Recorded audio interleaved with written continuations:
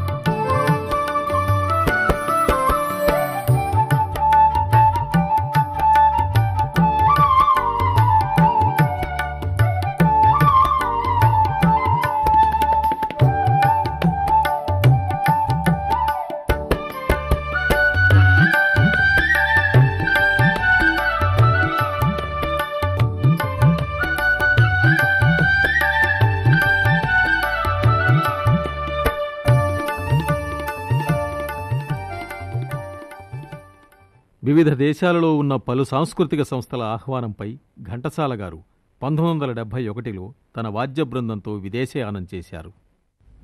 ఏ దేశమేగినా ఎందు కాలిడినా ఏ పీఠమెక్కినా ఎవ్వరెదురైనా పొగడరా నీ తల్లి భూమి భారతిని, నిలపరా నీ జాతి నిండు గర్వము అన్నారు మాన్యులు రాయప్రోలు సుబ్బారావు గారు.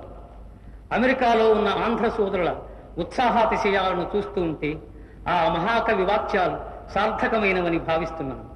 అతి ప్రాచీన చరిత్ర కలిగిన ఆంధ్రజాతి వైజ్ఞానికంగాను కళాపరంగాను అభ్యుదయ పథంలో విశ్వశ్రేయస్సుకు తన విశిష్టమైన సంప్రదాయంతో పయనిస్తూ ఉంది. అమెరికాలో నూతనంగా వెలసిన న్యూయార్క్ తెలుగు సాహిత్య సాంస్కృతిక సంఘం ఈ మహత్తర ఆదర్శాన్ని యథార్హంగా నిర్వహించగలదని హృదయపూర్వకంగా ఆశిస్తున్నాను. నేను నా సహచర బృందం ఈ సాంస్కృతిక సంఘం యొక్క కార్యకలాపాలకు సంపూర్ణంగా సహకరించగలిగితే మా ఈ అమెరికా యాత్ర సఫలీకృతం కాగలదని విశ్వసిస్తున్నాను.